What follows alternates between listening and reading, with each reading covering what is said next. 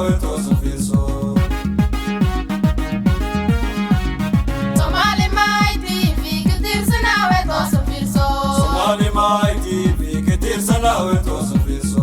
الله الرحمن الرحيم السلام عليكم ورحمة الله وبركاته وعنو ونكسن داوديال كسو دوادا ليبان شو جيكا ميبا مرتئين كاهبا مايركا مقالة مينيابوليس جاكوب فراي جاكوب ها فايلة معها ما شاء الله ما شاء الله هذا في مايك أساسي ها إيه جاكوب في مايك الدهوة هاي إيه And now the community leadership questions that we're going to go to the hard questions.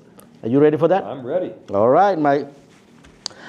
Well, as you can seek a third term as a mayor, what do you see as a unfinished work or biggest goals you still want to accomplish for Minneapolis, Mr. Mayor? Work is ongoing. We will never completely finish the work that is in store for us, but we need to make real progress. The number one priority is amniga, is safety and security for the people of this city. We need to hire more police officers. We need to hire more Somali police officers. We want our police department to look like the rest of the community that they protect and serve. And as you know, during my administration, the number of East African and Somali police officers has gone dramatically up. Yeah. And we need to keep that momentum going. I want people to be able to know their police officer by name. I want them to know that when they walk outside at Cedar Riverside or Southside, they know that their officer will be there from 4 p.m. to 11 p.m., Monday, Wednesday, and Friday. And their officer is Abdi, and they know him by name, and they're able to build out a relationship with him. He knows the small local businesses, he gets to know what looks right and what doesn't, so that he's able to proactively keep people safe. But that's not all. Housing. We need to make sure that everybody has a home as a foundation from which they can rise. And we've done great nation-leading work around getting more people homes in Minneapolis, but we need to go even further, and we will. Wow, okay. Well, when you're saying Nabad and the police, I mean, what kind of police we needed? Do we need only police? We don't just need police. We need police officers. We need mental health responders. We need social workers. Absolutely. What we are creating is a comprehensive approach to public safety. Others have talked about it. We're doing it. We now have 24-hour-a-day, 7-day-a-week mental health response in our city. We are expanding the size of our police department, and we want to add even more services so that when you call 911, you can have a unique skill set responding to the unique circumstances that are happening on the ground.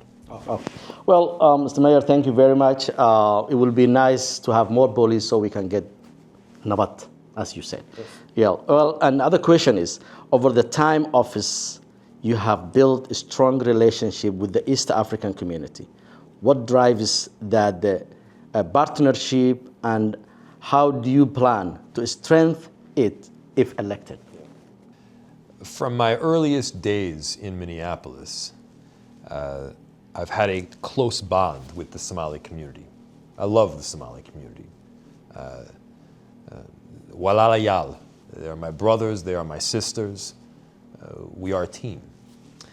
And when I took office, I wanted to make sure that we weren't just representing Somali people, but we had Somali leaders at the table helping us take the next step. One example is the call to prayer in Adan. I was the first mayor in the country to allow for call to prayer to occur 5 times a day. And I was just talking with the imam, and it was mentioned that when the call to prayer accidentally was not issued, everybody, was questioning. Muslim and non-Muslim, said, well, what's going on? No, we're not hearing no. They were complaining that they didn't hear it. Absolutely. Many East African entrepreneurs and small business owners are helping drive Minneapolis' local economy. What specific initiatives will you champion to expand access to the city resources, contractors, and business support for them. And local businesses are the backbone of our city, and we work directly with them to ensure that they succeed. And I'm well aware that Somali people, they're entrepreneurs, they're creative, they're business-minded. They want to start their own businesses, and we want to help make sure that they can do so. So we have small business support technical assistance that is at the city. We oftentimes have grants that are available, grants for a facade improvement. If you own a restaurant, sometimes it's a grant for a mop basin. We want to make sure that you are able to run with a great idea, to become an entrepreneur, and then add economic success for the whole city. We also want to make sure that in some cases you can own not just the business, but also the underlying real estate. Yep. Because when business owners succeed, when they drive more customer base to a corridor, whether that is on Cedar or on Lake Street, we want them to realize the gain and the return in the investment. So when they do better, we want the value to go up and they reap the benefit from that increase in value, as opposed to getting the boot, to getting kicked out because the rents went through the roof. Yeah. Well, the East African youth population in Minneapolis is growing faster. How does your administration plan invested in education, mentorship, and pathways to leadership for the youth in our community? Yes. I have two daughters, okay, and I want to make sure that they are wild successes and they can do that in Minneapolis. I want to make sure that my daughters and your daughters are working together, starting businesses, finding opportunity, living a brilliant life together. Yeah. And to do that, there's a number of things that need to take place. First, we need to make sure that they don't go down the wrong route. Yeah. But in order to prevent them from going down the wrong route, we got to give them the correct route. Absolutely. Recreational activities, community centers, the opportunity to play soccer and basketball and do coding on a computer, recreational activities to make sure that they have things to do. Yep. But we don't want to stop there. We want to make sure that they succeed in school, that they have internship opportunities, Yep, that they get access to the range of different businesses around the city, and then when it's time, they can get a good paying job. And so we are making sure that there are routes for young people to succeed in Minneapolis, and we're going to work together on that. Oh, that's great, actually.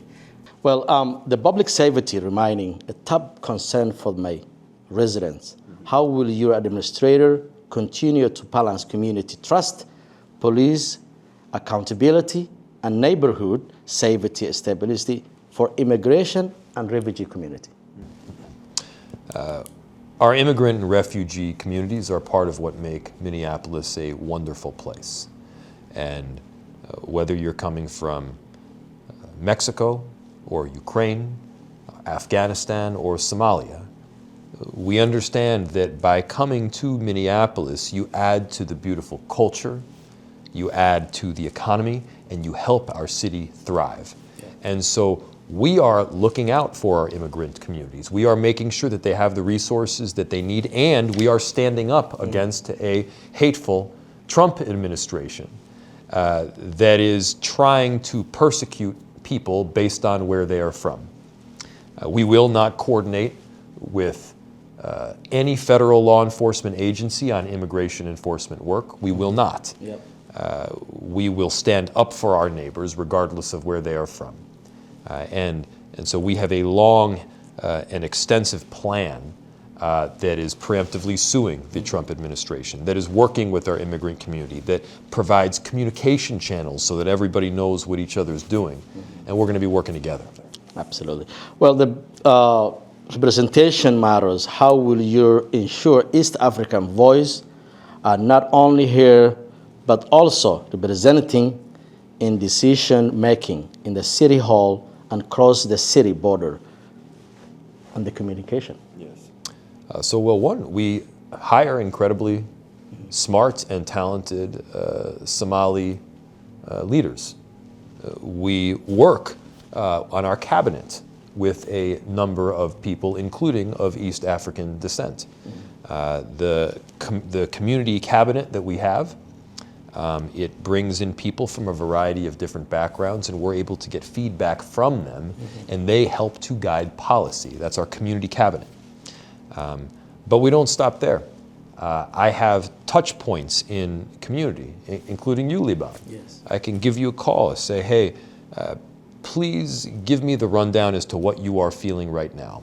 How are things? What can we do to help? How is safety? Do we need to work on filling a pothole or ensuring that a commercial corridor succeeds? And then you provide feedback. And we've got that constant loop of communication where you tell me what's going on and I tell you what we can do to help. Absolutely.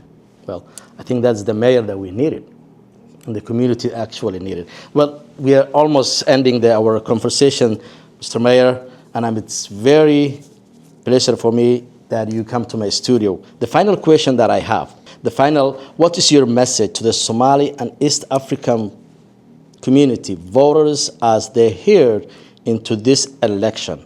Why should they continue to trust your relationship for another term? We have been family. We have been brothers and sisters, walala yal.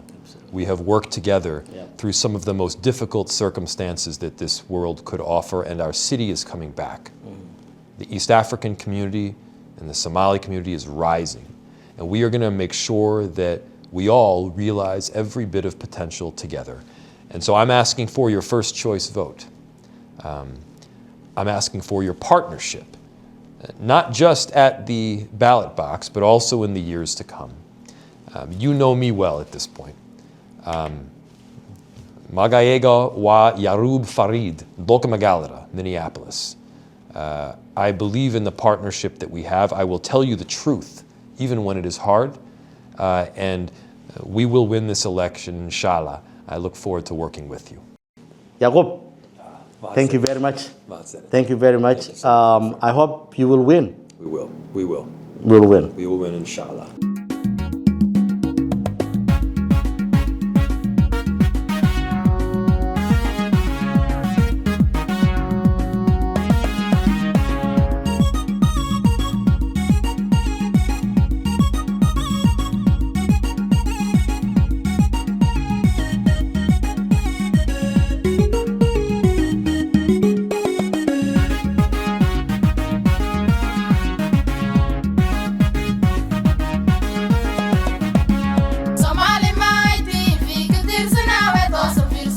Somali mighty, fi كتير سنة